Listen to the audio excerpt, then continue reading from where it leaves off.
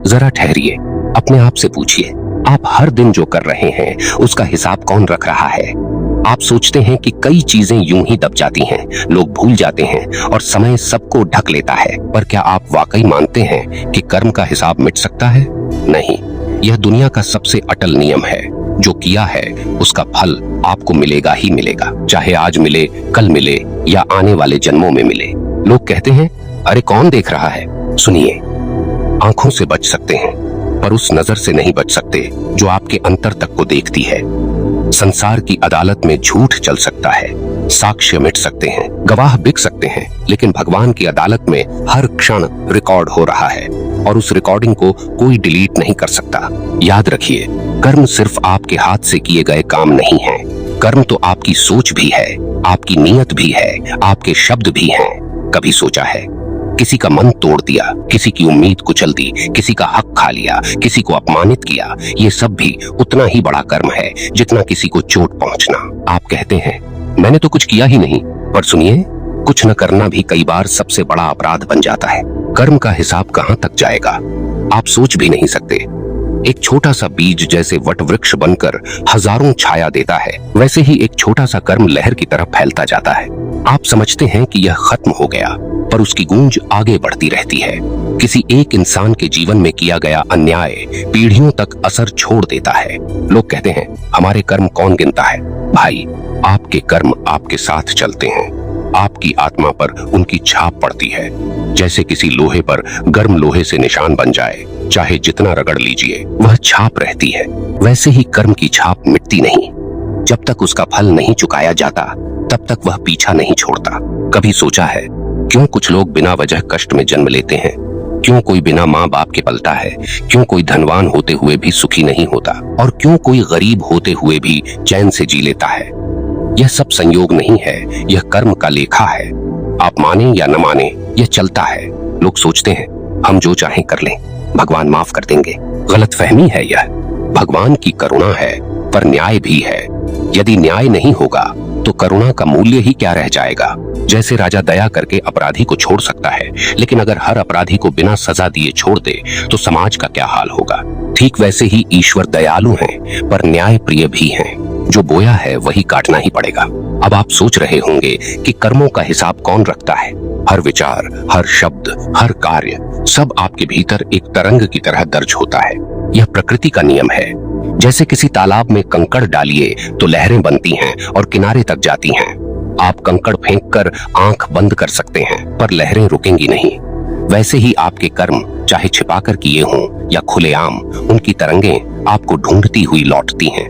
और सुनिए, यह हिसाब किसी बैंक बैलेंस की तरह एक जगह जमा नहीं होता कि आप चाहें तो निकाल कर मिटा दें। यह आपके अस्तित्व में बस जाता है। जहां जाइएगा वह आपको ढूंढ लेगा, चाहे अगला शहर हो, अगला देश हो या अगला जन्म। कर्म का लेखा पीछा नहीं छोड़ता। अब मैं आपसे सीधा सवाल करता हूँ, क्या आप वाकई तैयार हैं अपने कर्मों का सामना करने के लिए? क्योंकि जो कर चुके हैं वह आपके आगे आकर खड़ा होगा और उस दिन न कोई बहाना काम आएगा, न कोई रिश्वत, न कोई जुगाड़। वहां सिर्फ न्याय होगा। अगर आपको ये बातें दिल के अंदर तक उतरी हों तो अभी इस वीडियो को लाइक जरूर कर दीजिए और कमेंट में लिखिए, मैं अपने कर्मों का हिसाब साफ रखना चाहता हूँ। आपका यह छोटा सा कमेंट आपके भीतर एक संकल्प को जगाएगा। अब आगे बढ़ते हैं। कर्म का हिसाब सिर्फ बुरे कर्मों का नहीं होता, अच्छे कर्म भी गिने जाते हैं और यही आपका असली धन है। सोचिए, किसी को एक गिलास पानी पिलाना भी हिसाब में दर्ज होता है। किसी को मुस्कान देना, किसी का दुख बांटना, किसी की मदद करना, ये सब भी उतना ही बड़ा अंक जोड़ते हैं। फर्क सिर्फ इतना है कि बुरे कर्म बोझ बनते हैं और अच्छे कर्म आपके रक्षक बनते हैं। कभी देखा है कुछ लोग किसी संकट से बच जाते हैं और सब कहते हैं, बच गया, यह तो चमत्कार है। सुनिए, वह चमत्कार नहीं, उनके अच्छे कर्मों का फल होता है।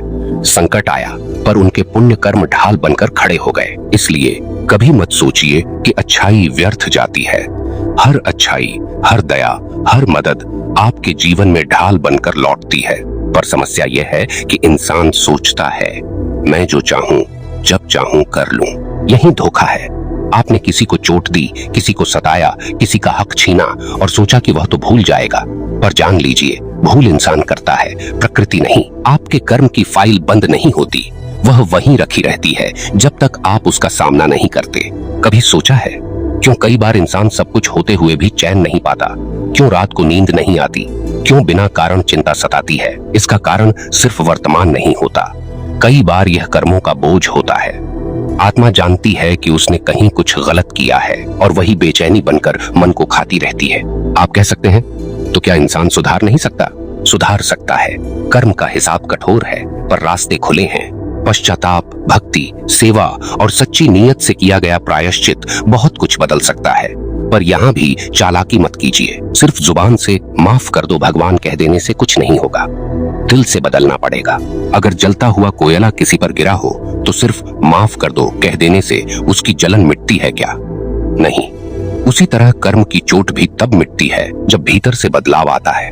कर्मों का हिसाब कहाँ तक जाएगा यह आप नहीं जानते।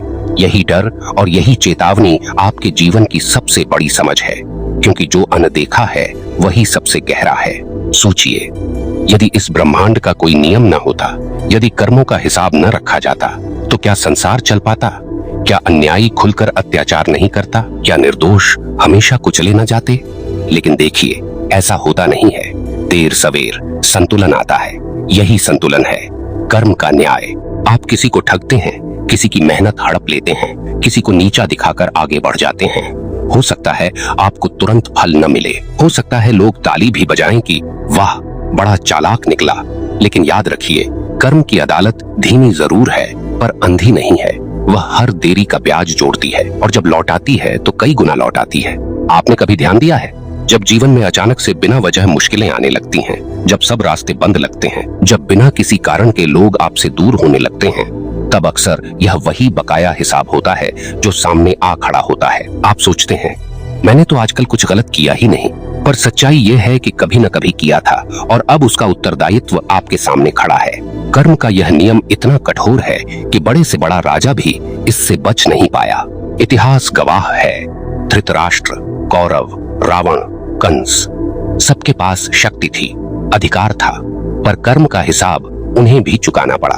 और दूसरी ओर देखिए, भीष्म पितामह, प्रहलाद, मीरा, उनके पुण्य और भक्ति ने उन्हें ऐसा स्थान दिया कि आज भी लोग उन्हें याद करते हैं। इसलिए समझ लीजिए, कर्म ही आपकी असली पहचान है। आप सोचते हैं कि आपकी दौलत, आपका नाम, आपकी ताकत ही सब कुछ है, पर सच्चाई ये है कि यह सब क्षणिक है।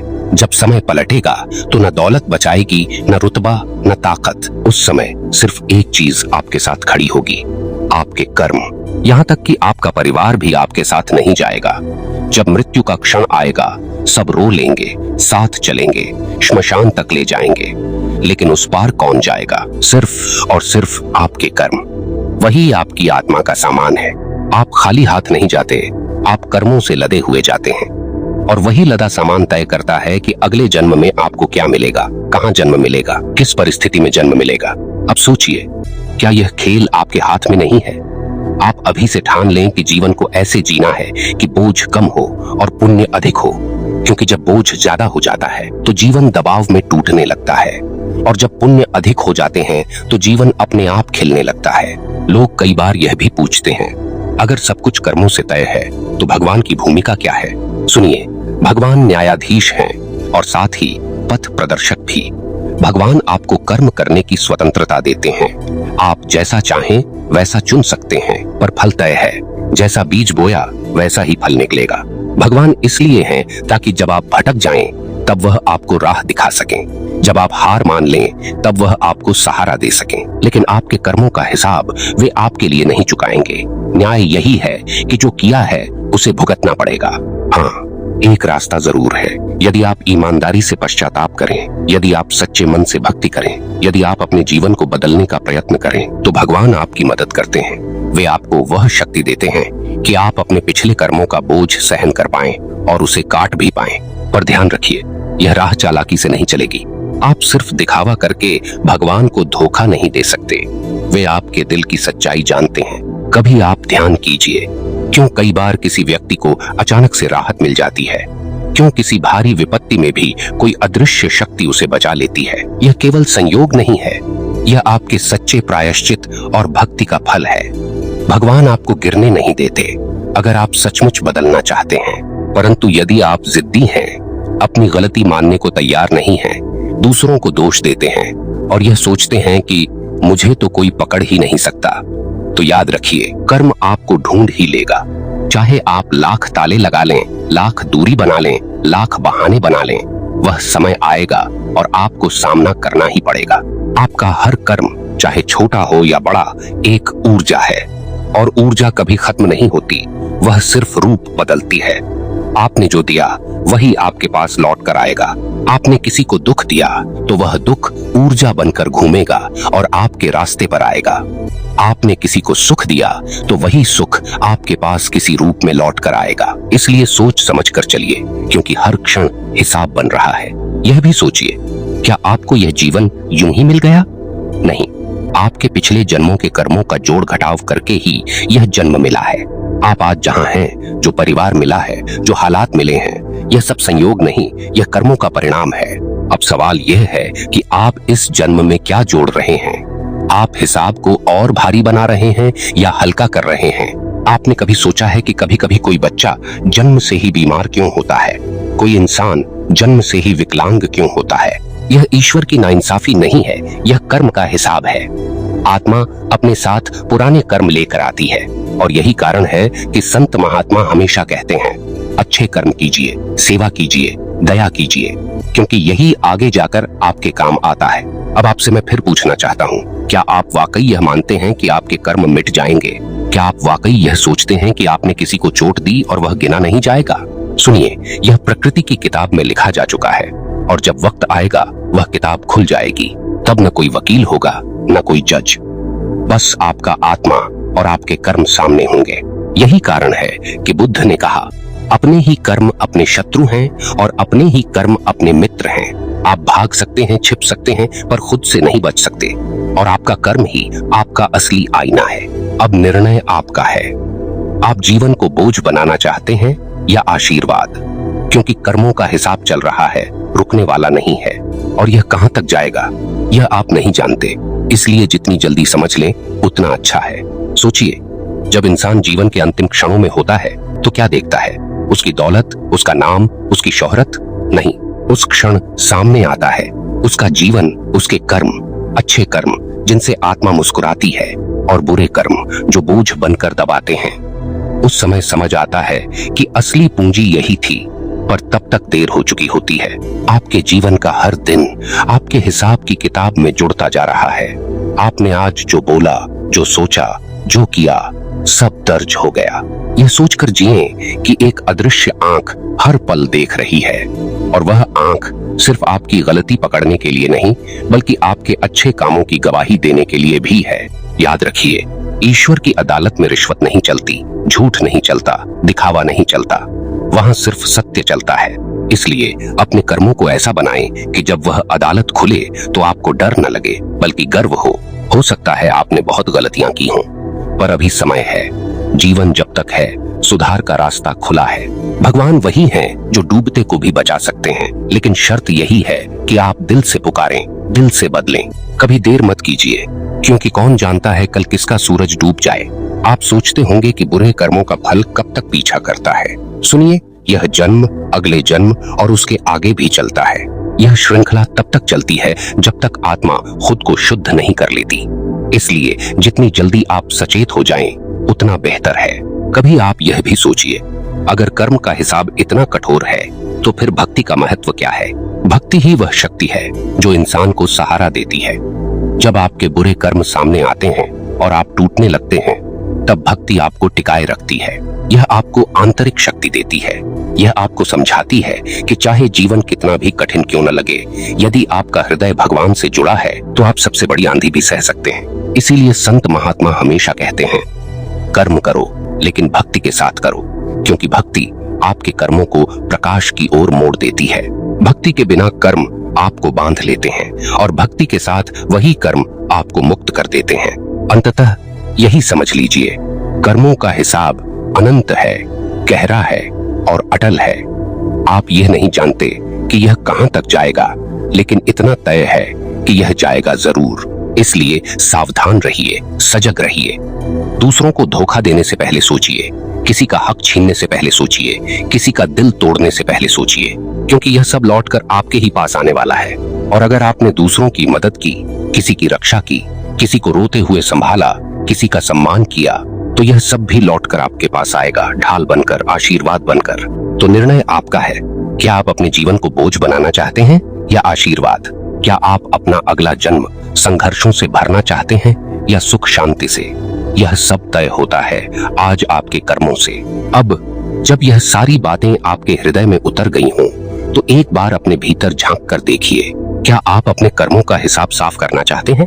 क्या आप ऐसा जीवन जीना चाहते हैं जहां आपको ईश्वर की अदालत से डर न लगे बल्कि गर्व हो? यदि हाँ, तो अभी ठान लीजिए कि आगे से हर कर्म सोच समझ कर करेंगे। प्रिय साथियों, यह जीवन एक यात्रा है और यह चैनल भक्ति के मार्ग आपका साथी है इस यात्रा में। यहाँ से जो संदेश आप सुनते हैं उन्हें सिर्फ सुनिए मत, जीवन में उतारिए। अगर यह बातें आपके दिल तक पहुंची हैं तो लाइक जरूर कीजिए और कमेंट में लिखिए, मैं अपने कर्मों को प्रकाश की ओर मोड़ना चाहता हूँ। आपका यह छोटा सा कमेंट आपके भीतर एक गहरा संकल्प बन जाएगा। धन्यवाद दोस्तों।